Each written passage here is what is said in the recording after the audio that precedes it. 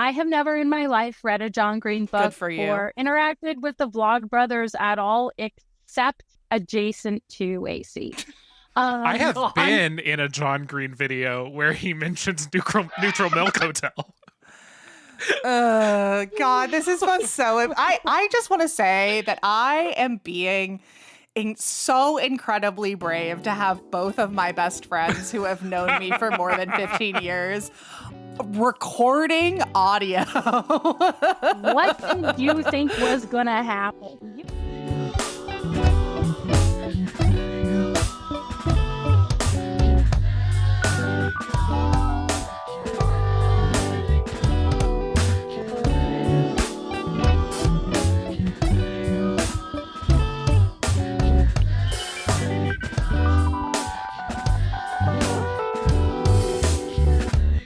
Hello and welcome to Can't Let It Go. It is an audio PowerPoint party. My name is Matt. I use he, him pronouns. I'm AC. I use they, them pronouns. I'm Elizabeth. I use they, them pronouns. Hi, Elizabeth. Elizabeth is here, everybody. None of you know who Elizabeth is, but I do. You've mentioned me a number of times. That's true. That's true. Known friend of the podcast, Elizabeth is here.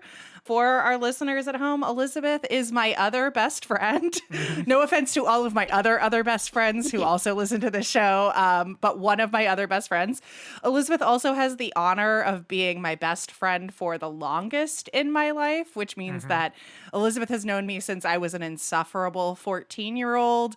But to be fair, they were also an insufferable 13-year-old. So yes. Very much so. I think it's worth it to give the story of the first time that Elizabeth and I met, just if only for the bit and because it makes Elizabeth laugh so hard every time I tell it. Folks, I met Elizabeth when my classmate and I were doing a project about the dangers of the expectations of femininity.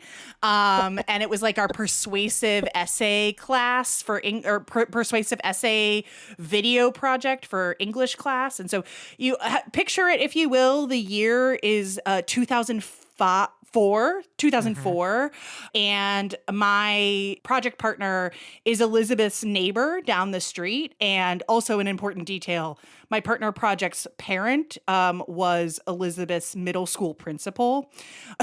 So my project partner is like, hey, we need a third person for this video. Let's go ask my neighbor. And I said, hell yeah. So the first time I met Elizabeth, they were in a video for my 9th grade English class project where I chased them down the street while holding a poster board covered in cutouts from Cosmopolitan magazine, shouting at them to comply with the expectations of femininity. And now we're both trans non-binary dykes. Elizabeth, anything you care to add? I'm so sorry, but you know that when you tell that story, I need at least 2 minutes to like catch my breath and talk afterwards. It is simply like so on point in terms of just like, you walked down the street, knocked on my door, and now we're here. Yeah. And now straight up 20 years later, here we are.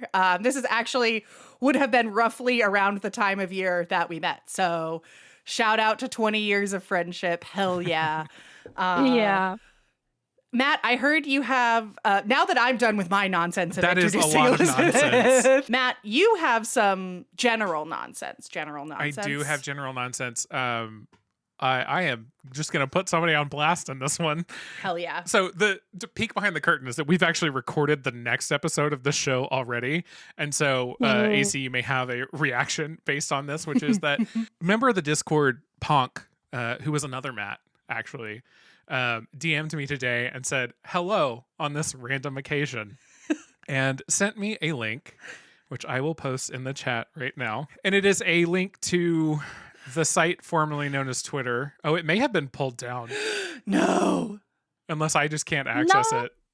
No, I got it. Okay. It is a photo of Ife Wadiwe, known Dropout host. Known beefcake in a Hoochie Daddy Shorts competition. I literally, when I saw this photo, I thought I was looking at like a leather event. Yeah, I was gonna say, is this a Folsom? Yeah, it looks like it, doesn't it? It is Wasteland. So it is not Folsom. It is a festival called Wasteland. Yeah, it is 4 different pictures of him knowing exactly what he's doing and posing in these neoprene shorts, flexing. And, you know, Matt knew his audience. Yes, it's now like a known fact of the show that Matt has this Matt has a crush on Ify Wadiway. And listen, looking at these photos, it's 100% justifiable. Yeah. I'm not sure if this one will go on the show, but he also sent me a thirst trap that Ify apparently posted, where he is completely nude. Oh, taking a photo in a mirror, except he has just a candle covering his junk. Incredible. Honestly, stellar. What kind of candle? What kind of candle? I feel like that's important information here. It is a jarred candle. If I could link this to you easily, I would. Is it a Voluspa candle? I don't know, but it is mostly burnt. Like, it's mostly gone. Okay. But there's like just enough of it to cover everything that needs to be covered for Instagram. Cool. Okay. I mean, known beefcake behavior. This is incredible. And just like absolutely, I screeched when you said this to me earlier today. He just looks so pleased with himself. Oh, he is. You know that he is. Like, I love that in a man. There are very few things I love in a man, and that is one of them. This is the thing. This is like one of the reasons that Ify is attractive, is that he is extremely confident in his sexuality. Yeah. And in himself generally. And like add on the fact that you have an attractive body, and it's like, okay. And you're good at Magic the Gathering. That is a plus. Okay, now that is a transition to the rest of our conversation. Boy, is it. Like, did I tee it up? Served it up right across the plate there. Speaking of Magic the Gathering, today we're here to talk about the Mountain Goats, the band. Yes. One of the reasons we had Elizabeth on the show here is because Elizabeth and I, longtime fans of the Mountain Goats together, and have been, I think, together to 4 Mountain Goats shows together in the last 2 years. In addition to like having a lot of shared experiences that we'll talk about later, I'm sure, watching the Jordan Lake Sessions, which was a virtual concert series that the Mountain Goats did during the pandemic that was like very personally meaningful to me. So where to even start? Like, the Mountain Goats is a band that I've been a fan of for such a long time that I cannot tell you what my entry point was. Although the other night, Elizabeth said something about the Mountain Goats being like a band that they burned the CDs from the library, like they ripped CDs from the library. And that is also how I acquired new music as a teen. And so I assume that it is like something similar, or someone was like, hey, listen to this indie rock band, folk rock band. And so just curious, like, Elizabeth, what's your context for the Mountain Goats? Matt, what's your context for the Mountain Goats? And then we'll get into the shenanigans of it all. Yeah. Yeah. So I got the CDs from the library. I ripped it to my laptop. Technically not a laptop, my parents' desktop computer. But then I never actually listened to it. And then we come around to about 2014. Some teachers go on strike, and John Darnielle records a video of himself covering Billy Bragg's version of There Is Power in a Union. Yes.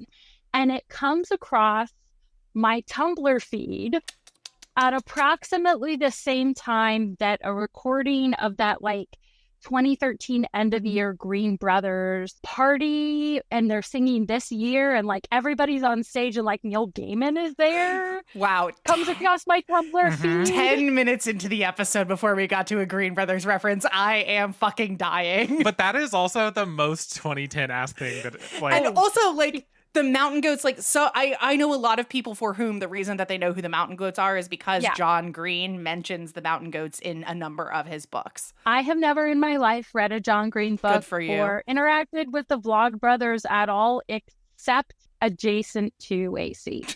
I have been in a John Green video where he mentions Neutral Milk Hotel. God, this is so. I just want to say that I am being so incredibly brave to have both of my best friends who have known me for more than 15 years recording audio.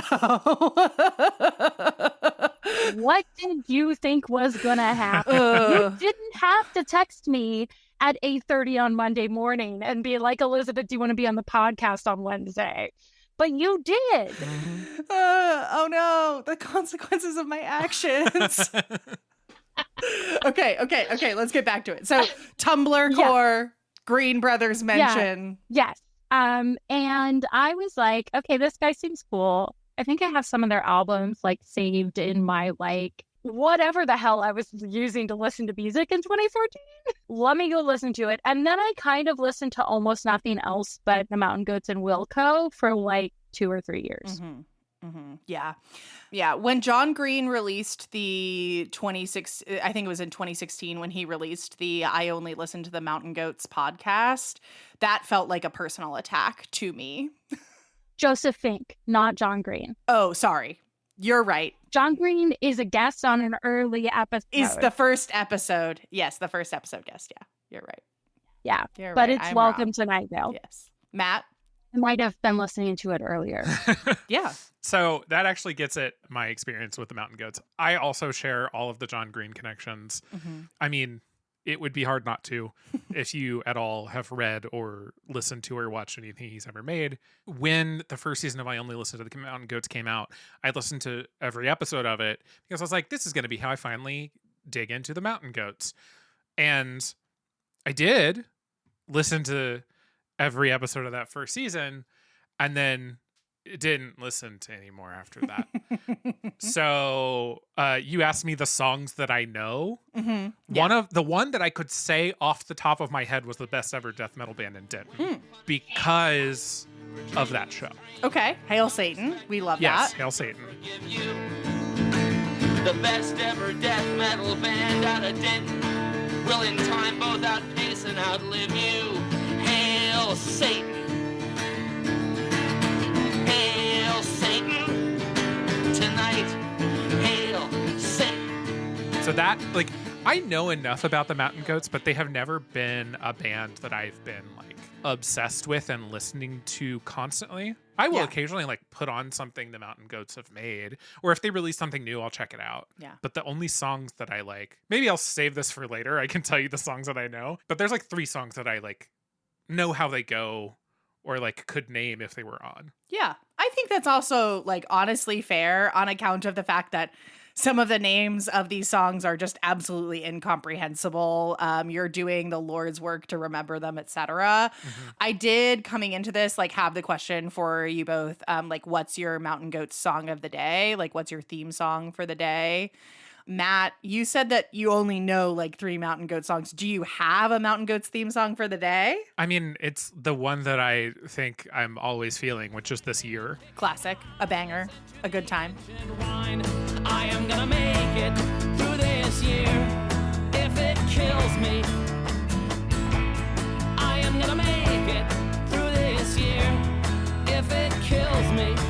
And the 2 other that I know are Best Ever Death Metal Band and No Children. Okay, great. Those are the 3 that, like, I am aware of.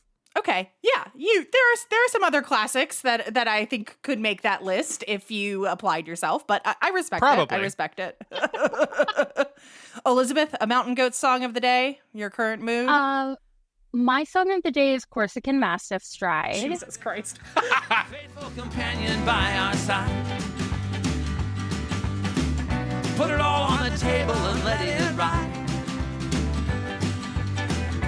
Close to the drop off on our long slide.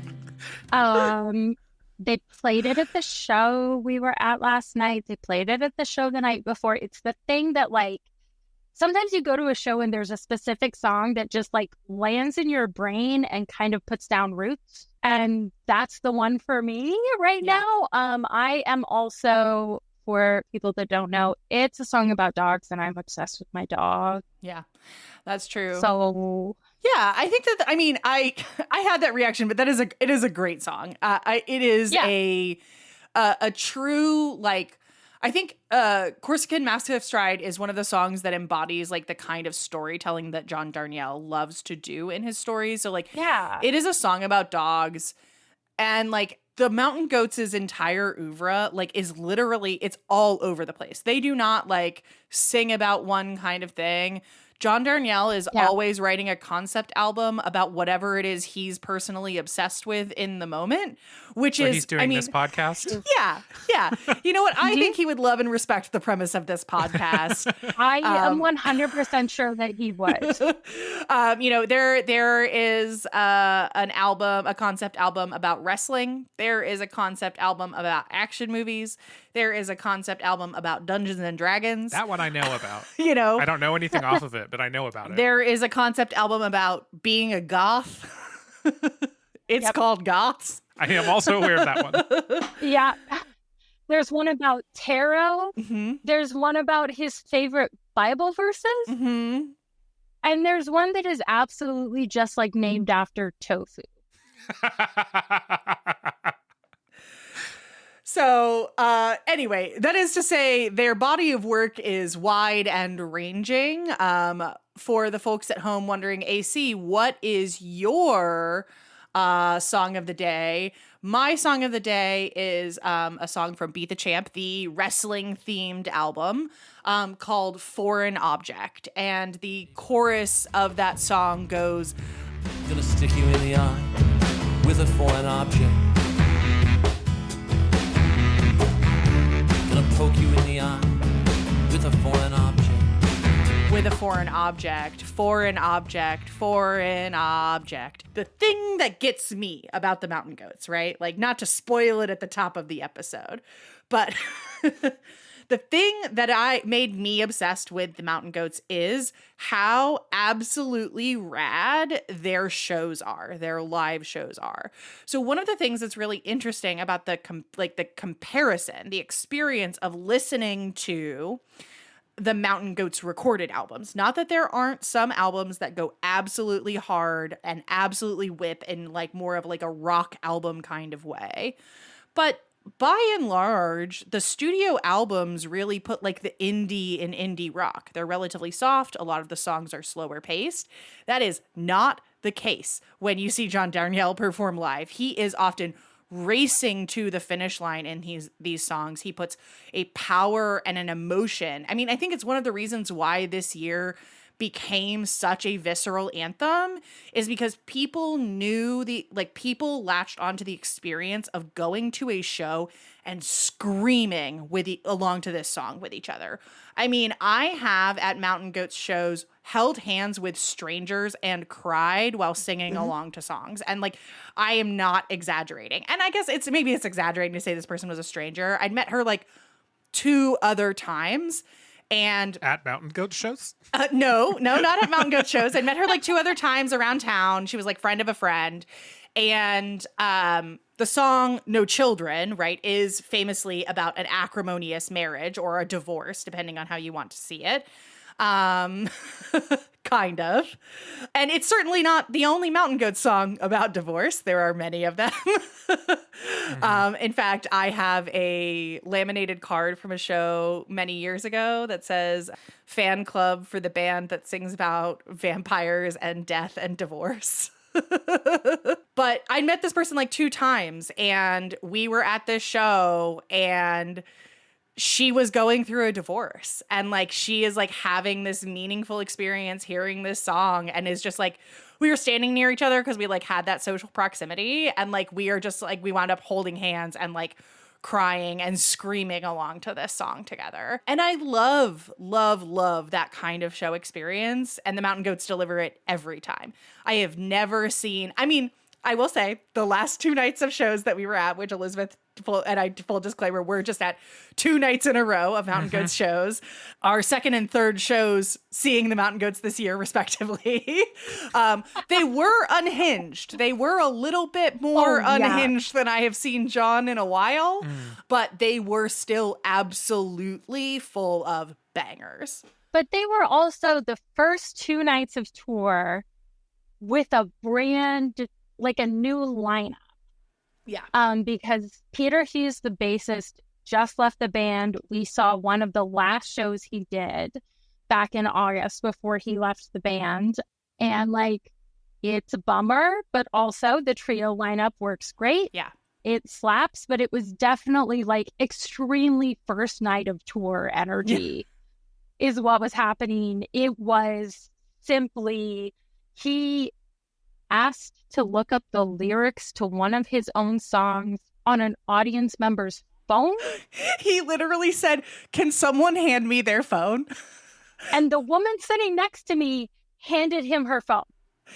Twice.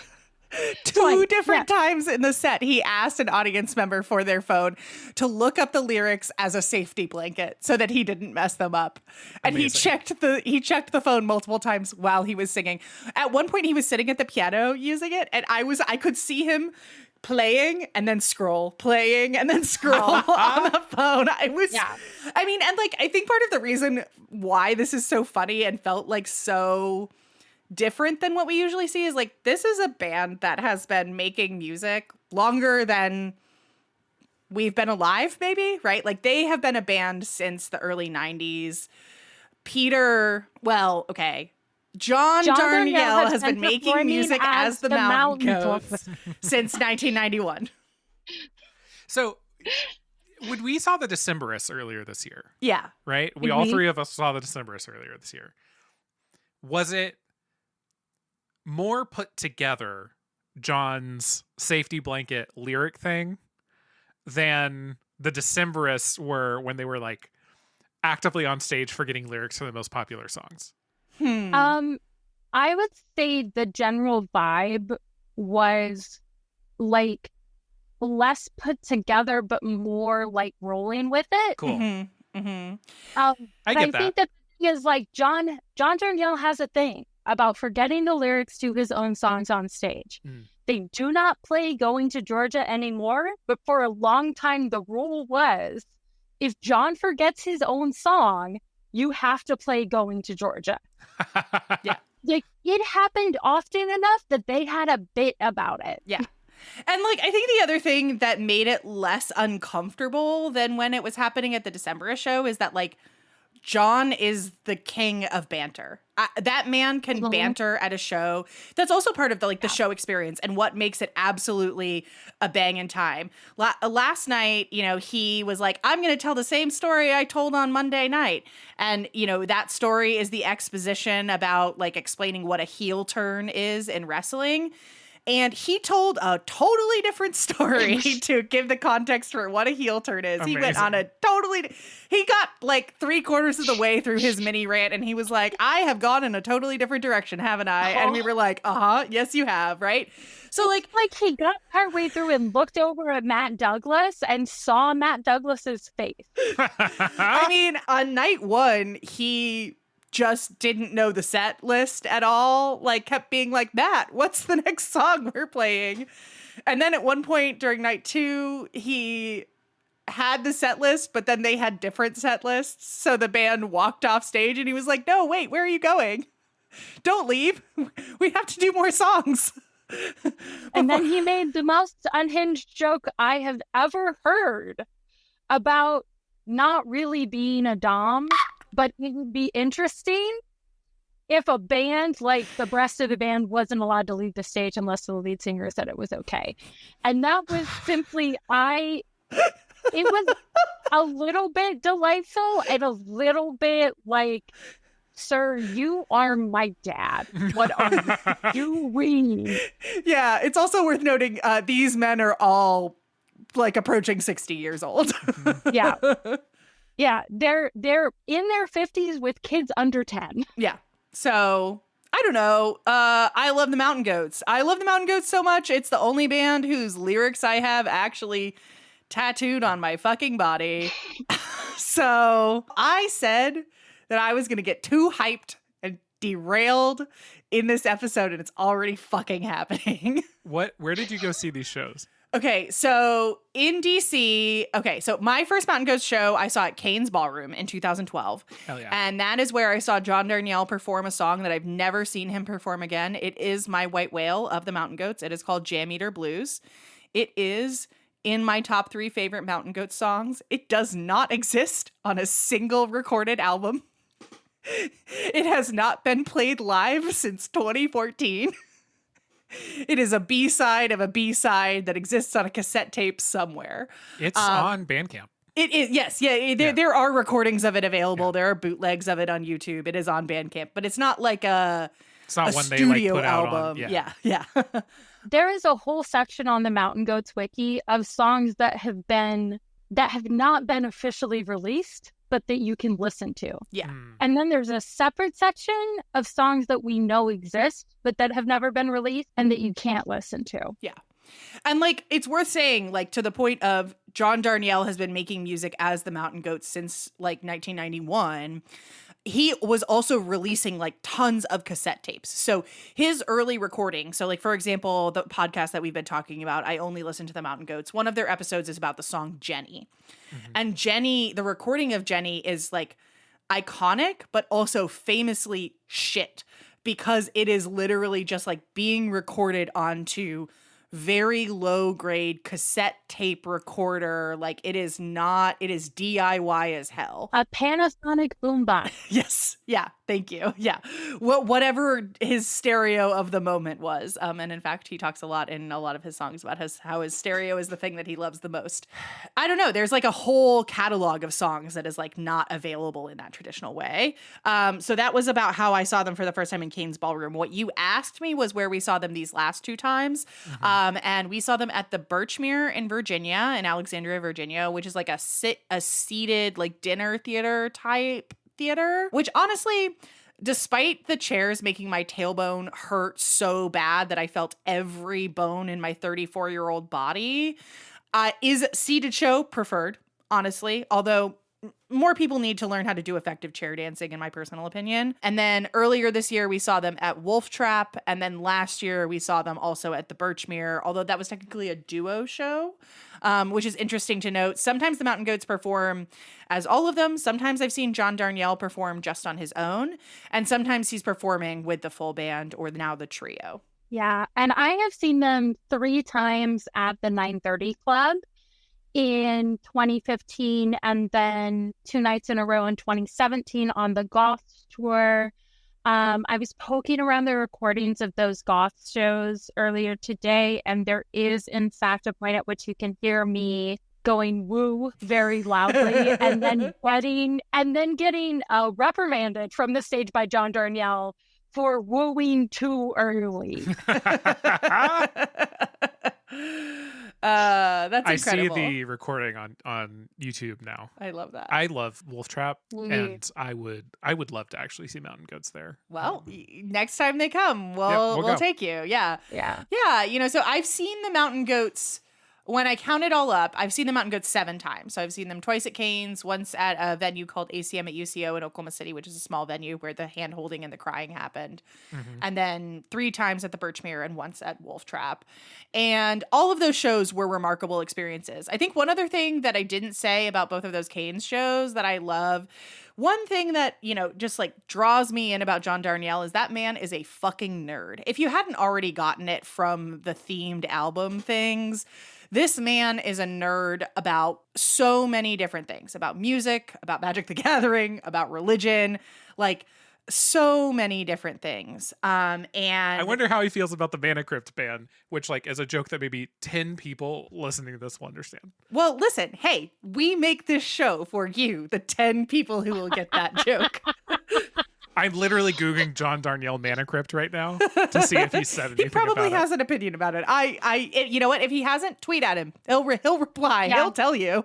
One of the things I love about John Darnielle, and something that he and I have in common, is that man has an opinion about everything. That's fucking true. And he is not afraid to tell you about it. Yeah. Anyway, so when I've seen him at Kane's both times, he has also performed a Sex Pistols cover of Holidays in the Sun, because he loves Kane's Ballroom, because Kane's Ballroom is one of the less than a dozen venues where the Sex Pistols actually performed on their failed 1970s US tour, like before they were like banned by the censors.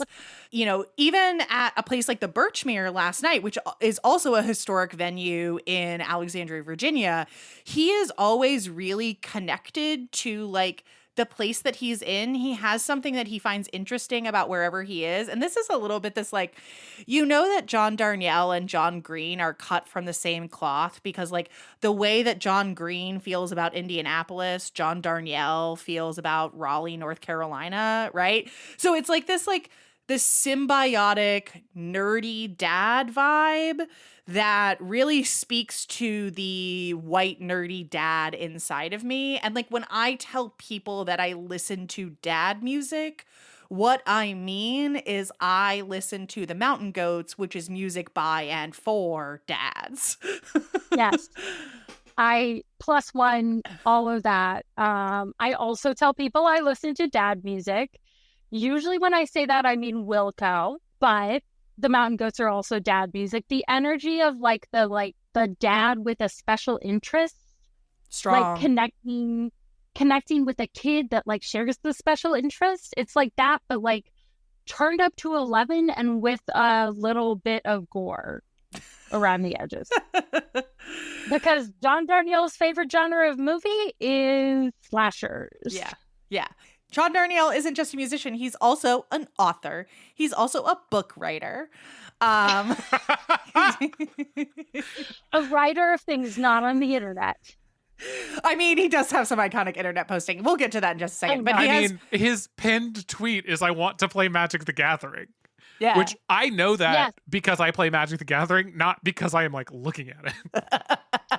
Well, the other thing is that many of his tweets are pictures of him playing Magic the Gathering.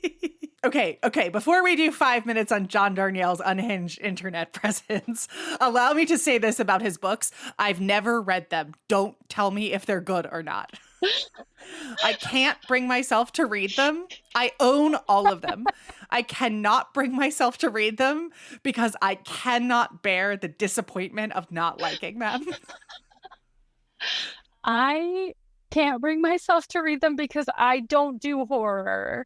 I can do the 2 minutes of horror in a Mountain Goat song, but any more than that, and I simply will not be sleeping. And I am a monster when I don't sleep. True. I will say, I just said, don't tell me if they're good or not. If you are a longtime listener, and you are in the Discord and you want to tell me that it's worth my time to read one of the books, you can tell me that. I will take an opinion for reading one of them, but I will not entertain a full-scale review. Do not give me a book talk level review of this book. I will find you. Anyway, now for 5 minutes on John Darnielle's unhinged internet presence. I will say, I don't really post on Twitter anymore, and I am only logged into it for very specific purposes on occasion. But I did just at Mountain Goats Music on Threads and say, what do you think about the Commander bands and WotC taking over Commander? Incredible. Can't wait to hear what they say.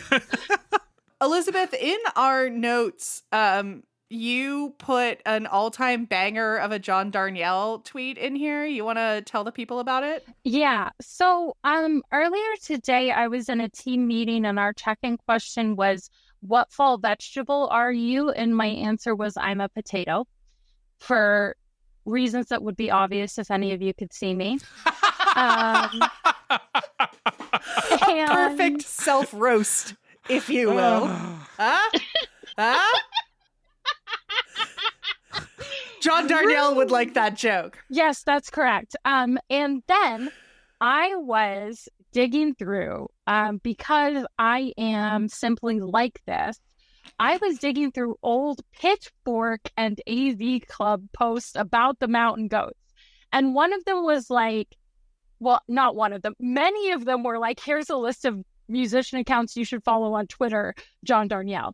And one of them included this tweet from May 17th, 2016 that says, open letter to the russet potato I'm trying to roast. Neither Yukon Golds nor red potatoes would have taken this long, bro. Get it together. Oh my god. I simply, and I want to be clear, that's not from John Darnielle's personal account. That is from No. at Mountain This Goats. is at Mountain Goats, the Mountain Goats. The musical band's display. Twitter. I mean, I think that like that truly does like encapsulate so much of like what you can expect from following John Darnielle on the internet. Like, I also now sometimes you get like 5-minute plus discourse videos from him. I say now, he's always done that. Sometimes it's a 5-minute discourse video. Sometimes it's a long rant about a very specific thing that he cares about. Sometimes it's just general chatting or funny stories about his family or his personal ramblings about whatever. And I think that like that is one of those things where, you know, like they talk about people who like change after fame or whatever, folks who have been making music or performing for a long time who have like a persona attached to themselves. And like one of the things that I also love about the Mountain Goats is that John Darnielle is who he tells you that he is, right? There's no, I mean, if there is a persona of John Darnielle, I haven't been able to find one yet because he shows up online in a way that he also shows up at his shows. And presumably from the way that he posts online, he shows up in the real world, right? And like, I really value that in an artist, right? Especially because like some of their songs overall, the Mountain Goat songs are like, they touch on really difficult issues. And John is clear of like when there are stories that he's made up about things and when they're reflective of personal experience. You know, your song that you mentioned that you know, Matt, the Best Ever Death Metal Band, he doesn't really play at shows anymore. Yeah, Best Ever Death Metal Band is one of the ones that they don't play anymore because of the dissonant experience of like hearing people shout for them to play a song that's about something really rough that he actually experienced before ACM kind of taking over here. Oh, go for it. This. Right. I'm so That's sorry. what you're supposed to do. Okay, cool. Before he was, you know, an actual professional making money musician, he was a psychiatric nurse. And he was a psychiatric nurse during the Satanic Panic. The Best Ever Death Metal Band out of Denton is about a couple of kids, and one of them ends up in a psych ward because he was like drawing pentagrams on his stuff at school, and they were maybe going to name their band the Killers or the Hospital Bombers. And like that is a song that is about shit that actually happened. And there are a number of other songs that they don't play live anymore, and specifically ask the fans not to ask them to play live anymore because of the weight of like having a crowd of people shouting for you to play a song that's about the suicide of a close friend. Because like, you know, Golden Boy is among my favorite songs ever recorded, but like I totally get why you wouldn't want the crowd shouting for that, because in that context, like a song about how you should be a good person because there are no Pan-Asian supermarkets down in hell. Yeah. It's interesting. This isn't like a unique thought or anything like that, but I think that there's absolutely art that works even with one or two people in like a private setting that does not work on a stage. Or that can like work up to a point on a stage. So I completely respect when artists are like, we just don't play this one live anymore for whatever reason that is, right? Yeah.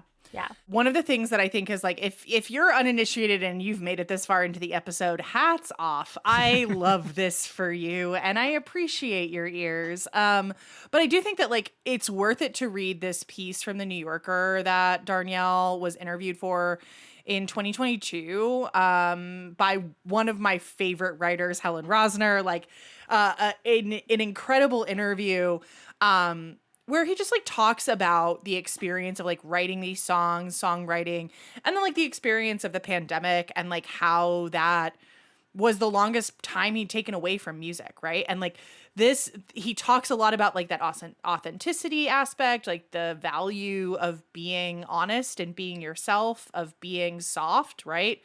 And like of also knowing yourself, to know when you're like, I don't know, he doesn't say this explicitly in this piece, but like the way that I often interpret it is like knowing when you shouldn't be just re-traumatizing yourself about something over and over again, right?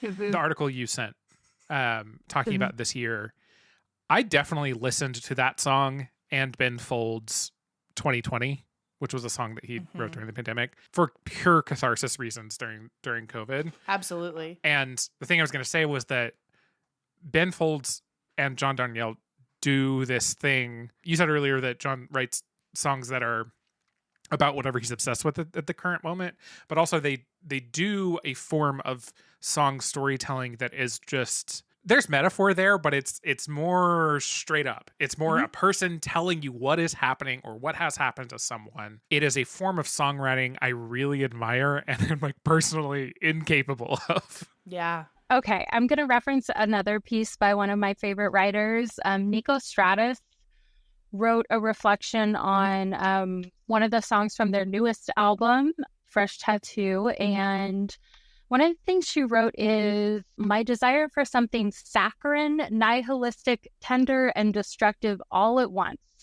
found a voice to hold on to, which was something for me that really jumped out as like, it's just like exactly right in how I feel about a lot of it, in that like it's a little sappy, it's a little cringe, but it also is just like the like nothing is real, fuck everything energy is there really strongly, and the I love everything in the world, but also I want to put the whole world on fire energy is in there. And like for me, that's something that I really like. I need to be getting that somewhere because that's kind of how I feel all the time, maybe. Yeah. I mean, there are like hundreds of column inches out there that are like really good writing about why the mountain goats means a lot to people. And I think that like, I know that I'm just one of many, I mean, I'm just one of many trans people. If you go to any Mountain Goats show and you're going to be like, wow, this room is really, really trans. I found every trans person in a close radius. And like, I don't think that is anything, like doesn't say anything specific about John other than he writes music that comes from this visceral sense of experience, right? That we were just speaking to, right? Where the way that he is telling that story, even if it's a story in one of the stories that he's made up, right? Because he is clear that he's made up a lot of these things, right? It can connect with you. And in that piece that I linked, in the New Yorker piece, he talks about like writing as a way to like, and intentionally leaving out the details as he's writing as a way to give you an unreliable narrator, put you in the seat of the experience of the song, right?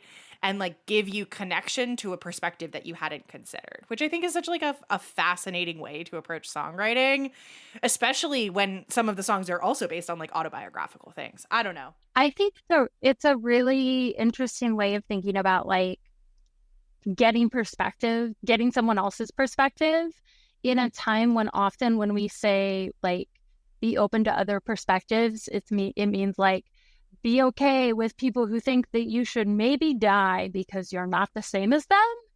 Yeah. And he's like not doing that. Yeah. Like he's not saying that we need to get down with the perspectives of TERFs and Nazis and fascists. He's actually one of the people who in the world who's a public figure who is the clearest about like, fuck those guys. Specifically, they are going to hell. Yeah. There are very few people who believe in Jesus Christ who are out there saying, Jesus Christ thinks the Nazis are going to hell. Yeah. And John Darnielle is one of them. And so like he's got this ability to like really tell a story in a quick and direct way that gets you into a perspective that you might not otherwise ever be able to access, and then to achieve a catharsis in a way that's just like, that's what music exists for. Yeah. That's what it's for. I mean, there's also something about queer people just like needing to navigate sets of emotions, right? That large portions of the populace don't necessarily always need to navigate. And some of us use music for that. Yeah, absolutely. Speaking of using music to cope with your emotions, that feels like a great segue to get us back to some slightly more cheerful discourse about John's personal obsession with music that is bad. Amazing. I don't know anything about Personal this. obsession with music that, well, his favorite musician is Amy Grant, the queen of Christian pop. And I shouldn't say that Amy Grant is bad. She's good. She's just not for me. I mean, she had like one like major hit. His favorite band for a long time was Ace of Base. Now, listen. I'm not gonna hate on Ace of Base. Fair enough. Speaking of Nazis, Ace of Base. Oh, I didn't know that part, so I will hate on Ace of Base. Yeah. He also is like loves metal, loves reggae, like he loves every music genre. On stage in the last 2 nights, he made jokes about the Grateful Dead and other more obscure bands that I hadn't heard of. This man has a Rolodex of musical knowledge in his head, rivaled only by the only other person I've met who has a rival amount of knowledge is my own father, who is a musician, who has a truly encyclopedic knowledge of music. So I think that one of the other things that's funny about these shows that he does with this knowledge of music or with this experience of loving music is John Darnielle loves to do a cover, as I think has come across. He also has strong opinions, and one of the things that he's known for at his shows is having strong opinions about hating the song "I Hope You Dance." Why? He like, it's not a great song, but that is a very strange, strong opinion. He has an entire rehearsed bit about how he is driving. He was driving once. Leanne Womack's "I Hope You Dance" comes on the radio, and how it just like pissed him off to the point that he felt like this song could not go unanswered. Okay. So, when he leads into the song, he does his banter about this, and then he sings at least one verse, usually the first verse of "I Hope You Dance." And then he launches into the song that he wrote in response to "I Hope You Dance," which is "No Children." Okay. Far away, and I never come back to this town again. In my life, I hope I lie and tell everyone you were a good wife, and I hope you die. I hope we both die. Right. And so, like, if you're not familiar with "No Children," right, the lyrics are all about, like, I mean, it's the chorus is or the bridge is "I hope you die. I hope we both die." Right. Mm-hmm. And so, like, it is a direct response to this, like, I hope you never, like, become so disillusioned with the world that, like, you can't see the good in it kind of vibe. He was like, fuck that. It's cornball, like 100%. I hope you fucking die, you bitch. Like, that is, sorry, I shouldn't have said that and pointed so aggressively. I feel really embarrassed for having said that now. I'm so sorry. You really were like embodying. But it's interesting that you're like, "I hope you die, you bitch," as a takeaway from not Cubs and Five. That's a different That's a different song entirely. "No Children." I was thinking like his response to that includes also like, because "No Children" is as much about like hoping for bad things for himself, the narrator. True. It's like, I hope I cut myself shaving. I hope I never get sober. Yeah.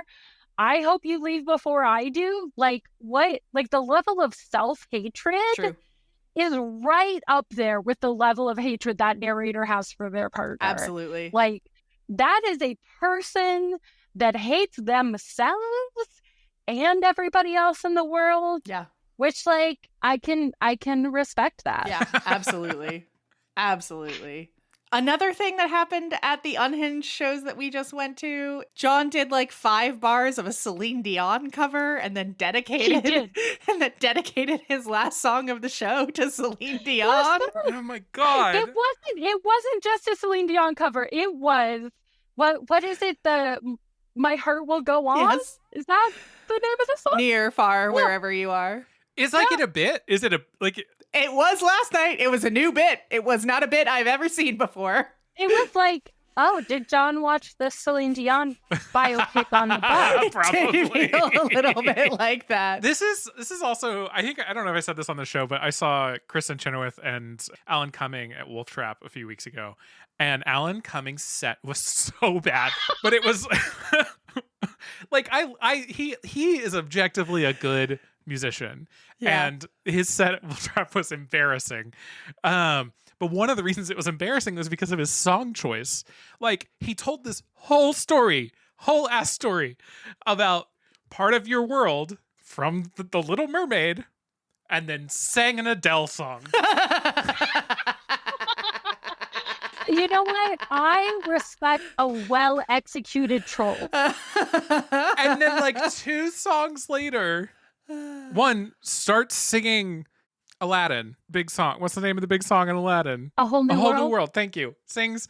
He starts singing A Whole New World, and in the middle of A Whole New World starts singing Part of Your World. I was like, okay, but this would have been great 2 stories ago. Yeah. Maybe don't do drugs before the show. That is at Wolf Trap. absolutely what was happening. That is 100% what was happening. Anyway. Hey, I know an aging twink doing party drugs when I see one. I used to be a professional homosexual. Oh my God. So true. So true. Wow. The only other thing that I really was we do have to talk about this, takes us back into sort of the section of talking about the mountain goats that feels like a little bit personal, vulnerable, raw, and we're going to talk about the pandemic, right? I want to set that understanding for folks, and if hearing about people's experiences during the pandemic is hard for you, this might be the moment to skip forward 10 minutes. Mm-hmm. We'll put it in the show notes when I'm no longer talking about the pandemic. But one of the best things to come out of the pandemic was the Jordan Lake Sessions. And the Jordan Lake Sessions were a series of virtual concerts that the Mountain Goats did because John Darnielle simply could not handle not performing. It was making him crazy. And he says that multiple times. Want to talk about an unhinged show? Yeah. That first Jordan Lake Sessions show. Yeah. So they did, and a number of other bands, right, did these kinds of virtual in-studio shows where the only folks who were there were recording crew, folks in the band, right? And they wound up putting out, Elizabeth, am I right, 7 volumes? I think it's 6. Okay. But maybe Let's 7. I might be let's wrong. Just look it up. Let's just take a little Yeah, pause here. you could and I'm look just it up. going to look up the Jordan Lake Sessions. It was a lot. I was definitely on their Bandcamp earlier. It's very many. Yeah, because I think it's 2 nights of shows per album. So there are 5 volumes. Okay. So the Jordan Lake Sessions recorded during the pandemic, right, were these virtual shows where they performed. It was just the band and the recording crew. They wound up putting out 5 total recordings of, so 5 volumes of these. These were extremely long sets. These were shows that were much longer than your average in-person show. They were really playing deep cuts.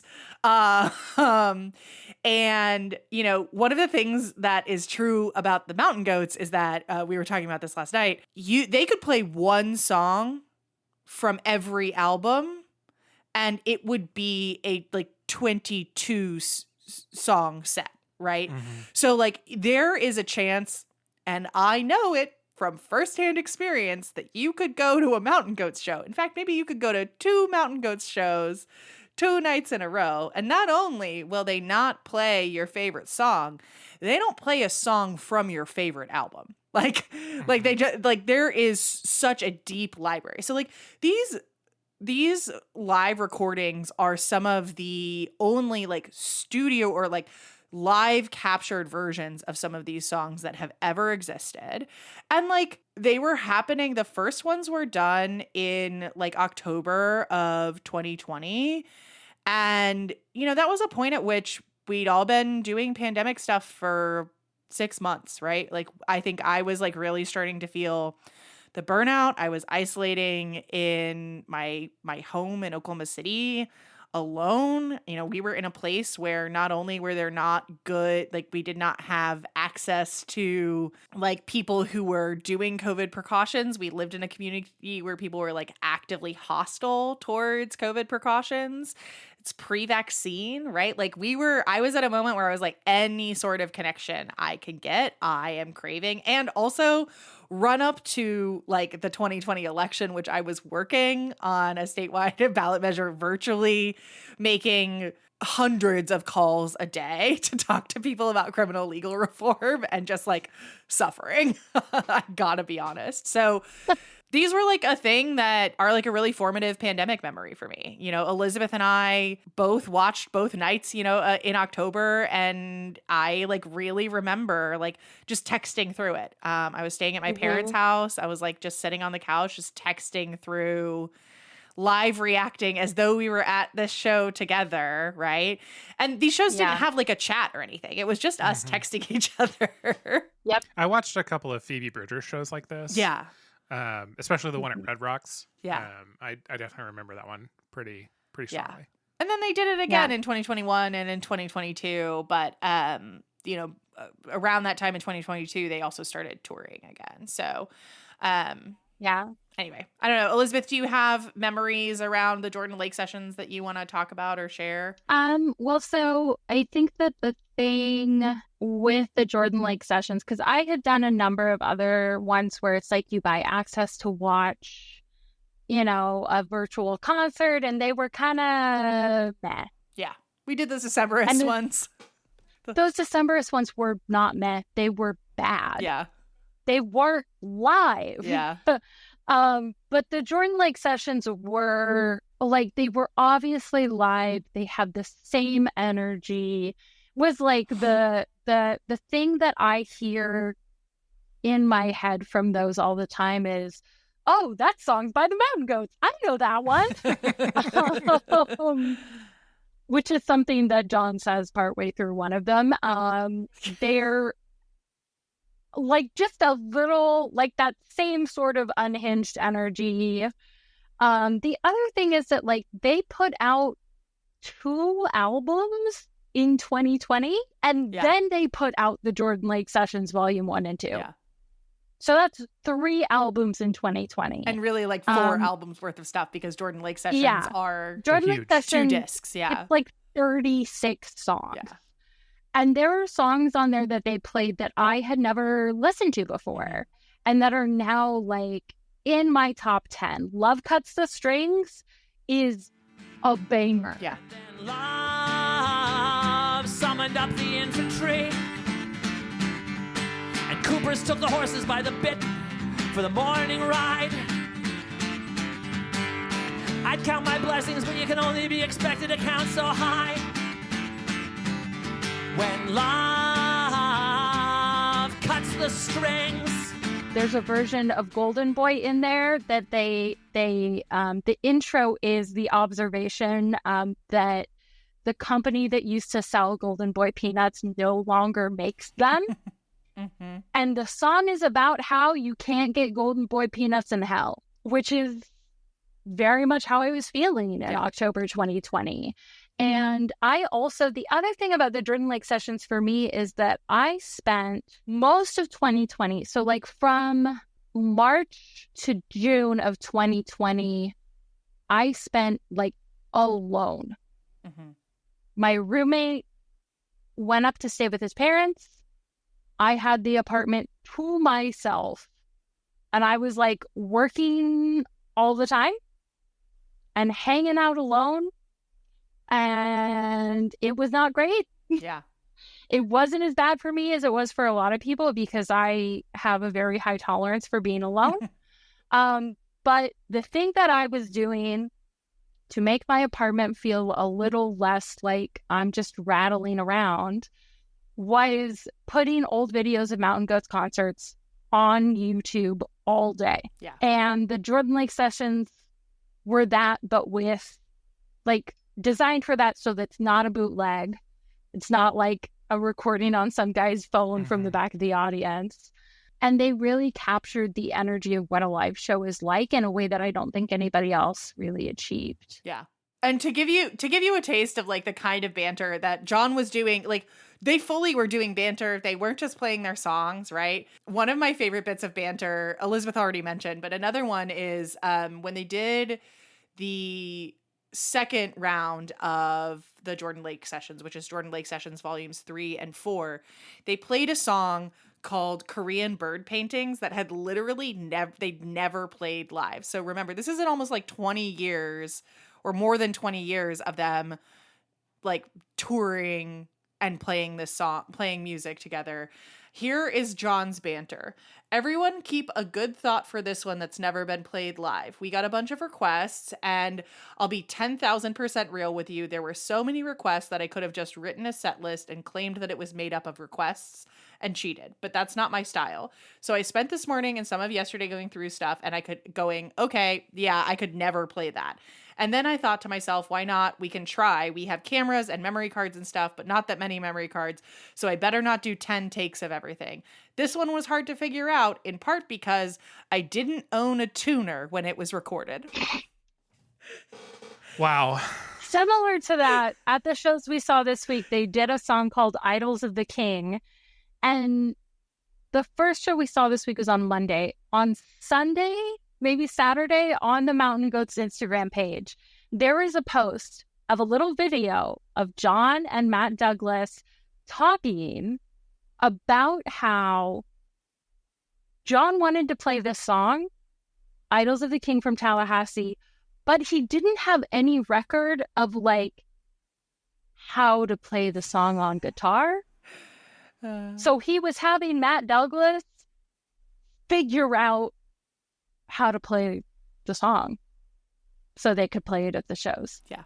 The other thing I wanted to say about the Jordan Lake session banter is that at one point when they play Pigs That Ran Straight Away into the Water, they give live commentary on the genius lyrics annotations on that song. It was so perfect. It's so good because somebody is like, oh, the genius lyrics annotation on this song says Chino is a town where John Darnielle grew up. And it does that, or John Darnielle grew up near Chino. And then it says, Peter Hughes goes, what it does not say is that I, Peter Hughes, am from Chino. And now the annotation says, correctly, during the Jordan Lake sessions, Darnielle also commented, this song was largely written to amuse Peter.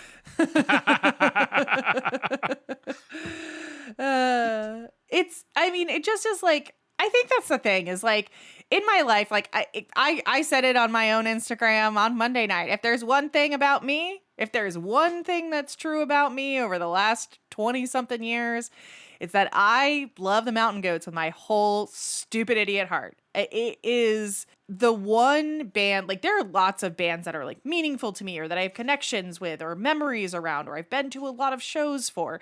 In fact, the Mountain Goats I was talking isn't even the band that I've seen the most number of times in person. Embarrassingly, that band is Ben Folds.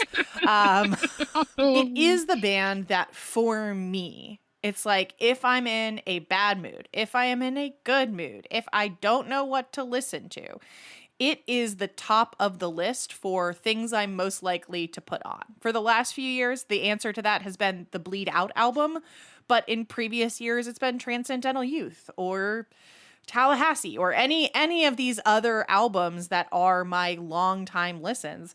And then there are entire Mountain Goats albums that I've listened to maybe 1 or 2 times and have never picked up again, which is, again, just insane because of, and it's purely a factor of how large the discography is, right? I don't know. I think that I could just keep talking about it. What else have we not said? Elizabeth, what have I not asked you about the Mountain Goats that we had, like, that you were really hoping we would get to talk about in this moment?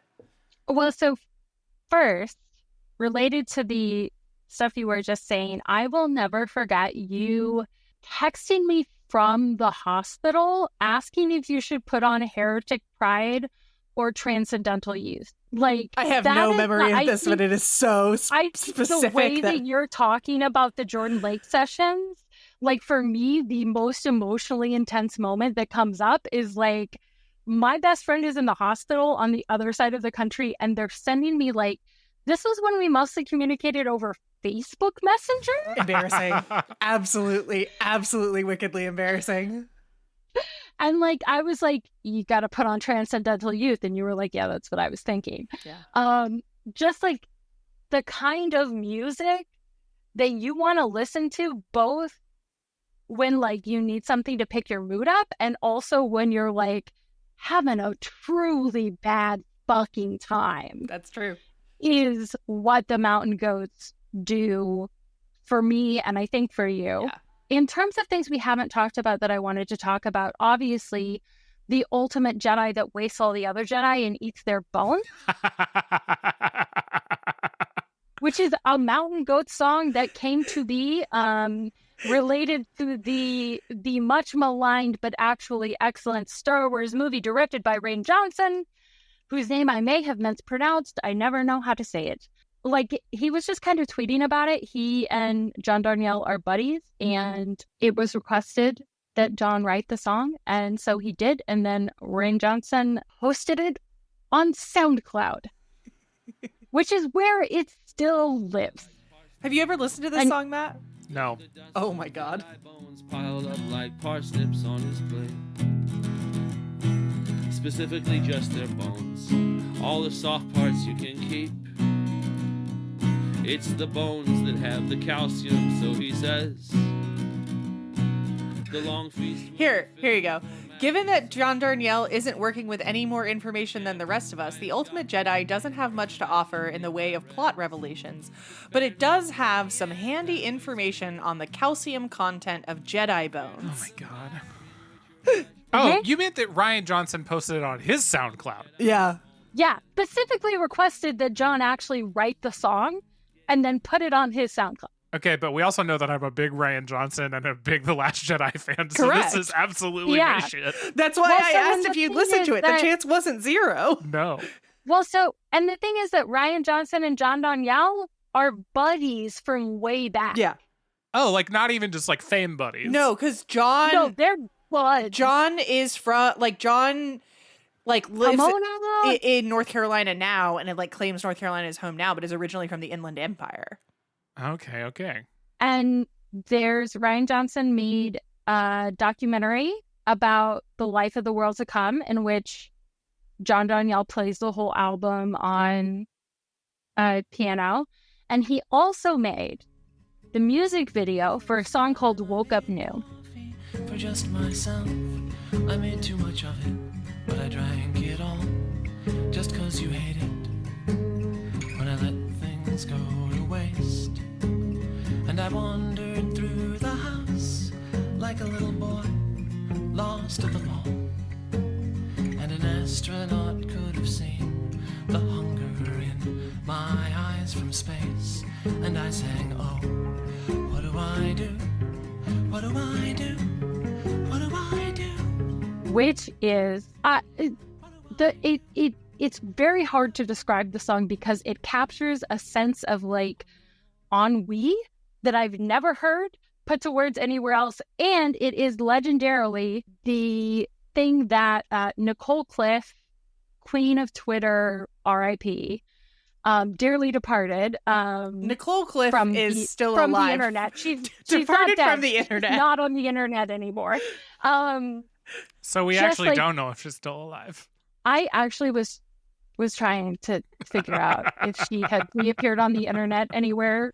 For a while, I exclusively followed her. She only had Instagram, and on her Instagram, she almost exclusively posted pictures of her giant dogs and her horses, which I really respected as someone who went from being one of the internet's top 10 posters to just fuck all of you, I'm not doing this anymore. Also, we're saying Nicole Cliff, one of the people behind dearly departed website The Toast. Yes. R.I.P. Yes, R.I.P. The Toast also includes... The Toast had a Mountain Goats correspondent responsible for writing a post called Songs from a Mountain Goats album, in which Cicero is not mentioned and everybody's marriages work out. Embarrassingly, earlier today, I was looking at it and was able to identify what song most of the fake titles were referencing. Just like off the top of my head. Yeah. Though Normal my behavior. favorite one on the list is There Will Be No Divorce, which is referencing the Mountain Goats song, There Will Be No Divorce. Yeah. Also, people say friends don't destroy one another, so I'm going to reevaluate some of my toxic relationships. Is a particular banger on this list. Anyway, Woke Up New is an incredible song. If I would highly encourage folks to check it out. It's worth it to put the link to the music video as well in the show notes, and I encourage you to listen to it. Elizabeth, what you were saying about the ennui of this song is like so true, and I think it also like speaks to an experience that isn't articulated in music often, like that. Also, the experience of lack, right? Not in like a. It's not an I Want You Back song. It's like the yearn for the comfort of the thing that you knew that was familiar, but also wasn't right for you, which is so specific, right? Like the lyrics of like, the first time I made coffee for just myself, I made too much of it, but I drank it all just because you hate it when I let things go to waste, right? And it's like, there's no like I wish that you were here to drink it with me, right? It's just like, oh, I know that you would hate it if I didn't drink all this, so I'm going to drink it anyway, even though I don't really want to, right? And like that experience of like trying to figure out how to reorder your life after something like big changes. And, I think that like many of Darnielle's songs, one of the things that it feels really can feel really personal for me, right? As like to Elizabeth's point that there's multiple perspectives of a person in No Children. For me, Woke Up New isn't just about the first time like that you wake up without another person in your life, or like after a breakup or whatever, which is like the on the face reading of the song. I have often listened to this song and felt like, oh no, now I'm getting really emotional. Oh no. Okay, hang on. I'm going to have to make a joke after this so I don't actually cry.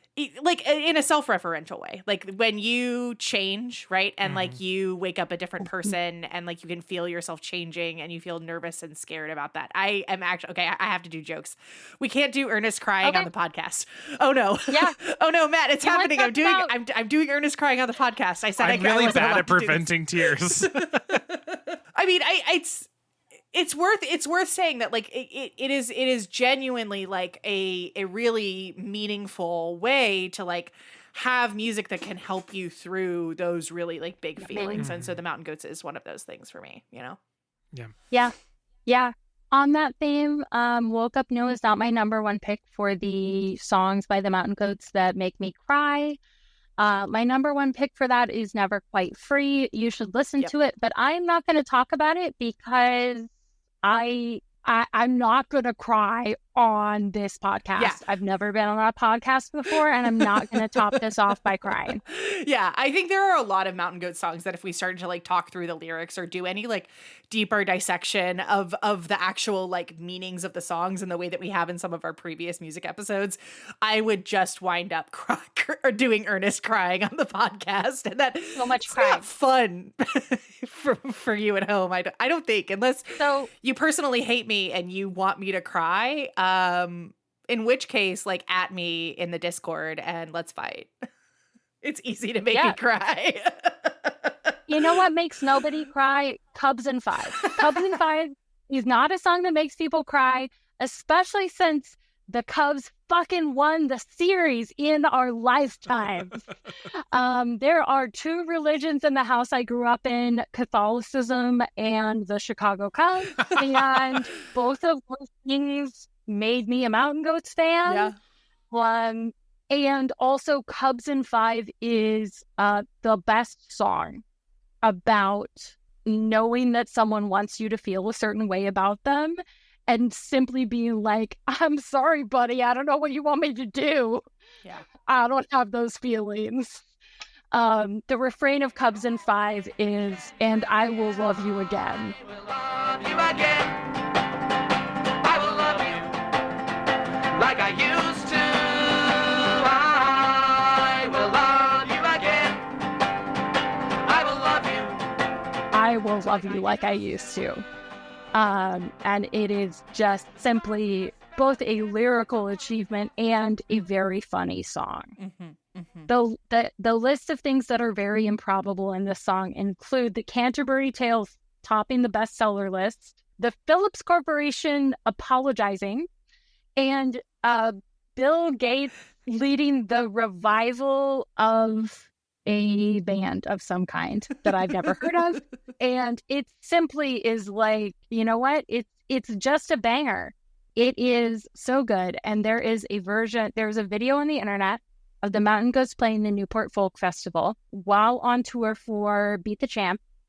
And they're like between songs and a kid from the audience screams Cubs and Five.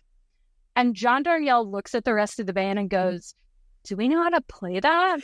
You can see a theme. You can feel a theme emerging. I mean, they play it because the kid wants them to play it. Yeah. Even though they have never played it as a band before. I mean, that is also one of my favorite genres of like, the band is just really fucking good. They're just really good. They're extremely competent musicians who are good at figuring shit out on the fly. Also, we haven't talked at all about how Matt plays the saxophone now, and he plays one of the sexiest saxophones I have ever seen in my life. It is beautiful, and he is really good at playing the saxophone. He does so extremely effectively. I am a noted hater of, well, actually, I was going to say I'm a noted hater of brass, but that's wrong because I love ska. So, yeah. And we did a whole episode about it. I'm a noted hater of trumpets, but I love the saxophone. You just took us all on a little journey there. That's fine. It's fine. Through your own psyche and level of knowledge. I almost cried a few minutes ago. I'm still recovering. It's cool. Yeah, I mean, we are Matt heads over here. Big time. Matt Douglas forever. Taurus King. Yes. The way that Matt has taken over Peter's role of grounding the live performance. At one point on Monday night, John sat down at the piano to play Lakeside View and couldn't figure out what key to be in. And he was in the wrong one. It started playing, and Matt was just standing at the other end of the stage with his hands on his hips, not playing the saxophone. Just waiting. The saxophone is just waiting for John to get to the point where he notices that he's playing the song in the wrong key. Which is just like extremely funny. It's also like worth noting that Lakeside View Apartments is like one of the most iconic Mountain Goat songs. I'd put it in the top 10 list for sure, maybe top 5, right? Like it's one of the songs that people go to shows to hear. And so like, and it will make you fucking cry. So like he's like a verse into this very, very sad song about like, Lakeside View is like about your friends dying from drug overdoses and from you also overdosing on drugs yourself and like being addicted to drugs. And he's just like, hang on, what key am I supposed to be playing this in? I'm a half step down from where I'm supposed to be. Let me try this again in D. And you know what? This is worth it to do like a music nerd moment where the Mountain Goats is one of the best bands to ever do it in terms of playing songs in a major key that are extremely fucking sad. Mm-hmm. I absolutely know what that sentence means. Yeah. Usually minor keys are for sad music and major keys are for happy music. Is that a fair assessment, Matt? Yeah, that's like the base level. Cool. Yeah. Oh, never mind. I'll tell you this later. Uh-oh. I meant to type, I'll tell you this on the show, I guess. Why is D a sad key? Because I know there was this article I read about it when Phoebe Bridgers was like repopularizing drop D tuning. But when I searched, why is D sad? I just got a bunch of stuff about seasonal affective disorder. Excellent. Yeah. Perfect. No notes. We're getting towards the end where I've just built up steam and I'm gonna start looping at this point about the things that I fucking love about this band. Elizabeth, anything else about the Mountain Goats? We Shall All Be Healed is the most perfect album ever recorded, and I will not be accepting any notes or feedback on that assertion. Heard. You heard it here first, folks. That's canon. That's true fact in the Star Wars canon. In fact, ask Ryan Johnson. Matt, have you thought of any more Mountain Goats songs you know the names of? No, actually. I know a lot more now. Okay. Fair enough. I do think you should add Up the Wolves to like the list of Mountain Goat songs you can name. That's the one where everybody screams, "We're gonna I'm kill gonna all kill the all the judges. judges." It's gonna take you people years to recover from all of the damage." When we go to the show, it will be important that you can scream that part along with everyone. It's part of the fan experience. The other part of the fan experience that you should know before we go is they're going to likely play a song about what happens when a body is in a water tower and someone drowns in a water tower. And at some point they're going to say a body drowning in a water tower or floating in a water tower is bound at the ankles and wrists, and you're going to hold your hands over your head like this. No. Because that's what true fans do at the show. No. I do know the song now, I have realized. Jenny. I am aware of the song Jenny. I talked about Jenny earlier. Yeah. Yeah. And yeah, God damn the pirate's life for me. that, yes, I do remember this. But that's also because Yeah. of I only listen to the Mountain Goats, the podcast. Yeah. Listen, great podcast. And their newest album circles back and tells you the whole story about what Jenny's deal is. But more importantly, circling back to I only listen to the Mountain Goats, I want to make sure to plug the cover that podcast produced of Color in Your Cheeks by Ibibio Sound Machine. It is one of the all-time best covers ever made. Absolutely. After midnight,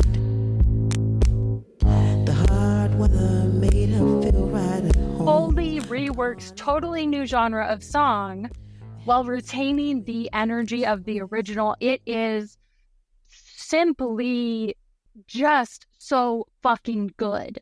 They also have some really good Bowie covers. Their music itself is really good, but specifically the cover of Color in Your Cheeks is one of those things that like rearranged the furniture in my mind. Yeah.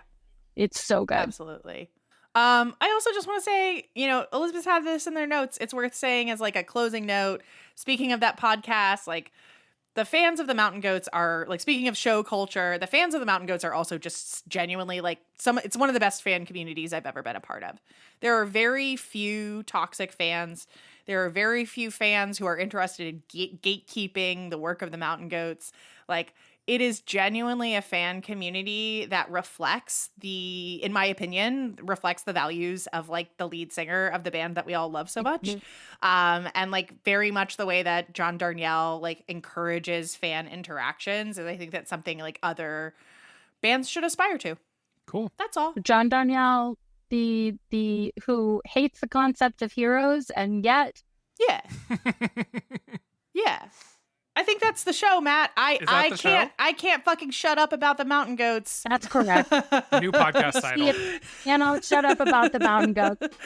It took us 3 seasons to finally make an episode about this band. In part because I was like, I don't even know where I would start. Like, how do I even start to explain to you this thing that, has defined me for so much of my life? But I think we did a pretty good job. And Yeah. Elizabeth, I'm grateful to you for being here because certainly we were in this shit together. So Yeah, I mean, when if I respond to a text at 8:30 True. in the morning on any day of the week, it's either going to be a hard yes or a hard no. no in between. And while most of the time it will be a hard no, Uh-huh. this was a hard yes. Hell yeah. I appreciate it. Hell yeah. All right, Matt, you want to take us out? Hail State. Hail Satan. Hail Satan. I will take us out. I'm actually going to start by saying, Elizabeth, do you want to be found on the internet? No. Cool. Then you will not find Elizabeth on the internet. Don't look. Don't look. Don't try. You might find me, but I will not approve your follow request. Cool. So You can find me at matthorton.live. You can find AC at acfachi.com. Great website. You can find the show at can'tletitgo.gay and on Instagram, Threads, and TikTok at those same places or the same name. Thank you to The Worst Garbage for having us. You can find the network at theworstgarbage.online. I will shout out a couple of good episodes that came out today. There was Into the Aether talking about the game Metaphor Refantasio. And I am only at the part where they're still talking about the Mets on girl mode, but I'm having a good time. Find us on the Discord and the Can't Let It Go channel there. You can find that link at theworstgarbage.online and can'tletitgo.gay. If you want to financially support the show, you can do that at ko-fi.com/Matt Horton. Shout out to the person who just donated $20 randomly the other day. You rule. Woo! And also thanks to the people that help us make the show. Thanks to Scout for our art. You can pay her to make you things at ko-fi.com/humblegoat. And to Ethan at Pragmatism on Twitter for making our music. And lastly, thanks again to Elizabeth for joining us. I was going to say, and hey, thanks to John Darnielle for making the band The Mountain Goats. Yes, thanks to John And Darnielle. thanks to Matt Douglas for making the Mountain Goats even better. Hard yes. Okay, Matt, I think that's the show. Are we good? We're good. I'll talk to y'all next time. Okay. Bye.